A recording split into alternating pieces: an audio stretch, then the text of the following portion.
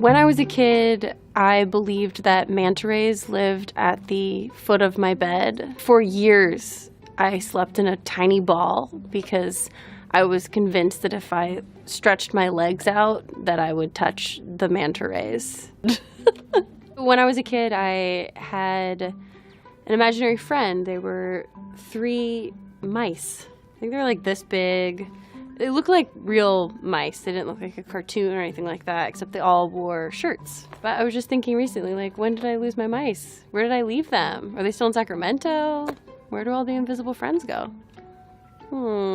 I've always been interested in words and language and how words were created. And I was so young, I didn't really have a deep understanding of much of anything because I thought that Abraham Lincoln invented all of the words and that he was with a group of people and they just would walk around town and be like, what do you think that is? And he'd be like, I'm going to say an electricity line. They'd be like, okay, got it. And they just write it down. And those are the words that we have today. My parents would describe me as the WB frog, you know, that frog that, like, when no one's looking is like, oh, my baby. And then, like, when someone shows up, it's just like a normal frog. That was me as a kid. Like, if I was just with my parents, I was just, like, larger-than-life character.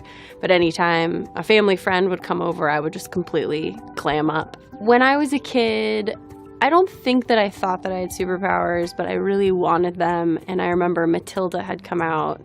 And she basically can move stuff with her mind. And I was pretty convinced that if I tried hard enough, that I could do that too. Because of course, if Matilda can do it, then I can do it. I must have thought that movies and television were real. I'd watch movies and then recreate them. I'd watch Little Mermaid and I'd pretend the end of the couch was that big rock and I could like go like this like Ariel did. Now I definitely know the difference. Just to be clear, I've like grown up a lot, I get it.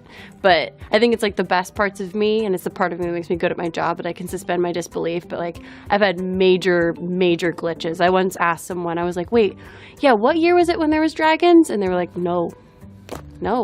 That's not a thing. Ooh. Thanks for watching and check out my film Unicorn Store on Netflix.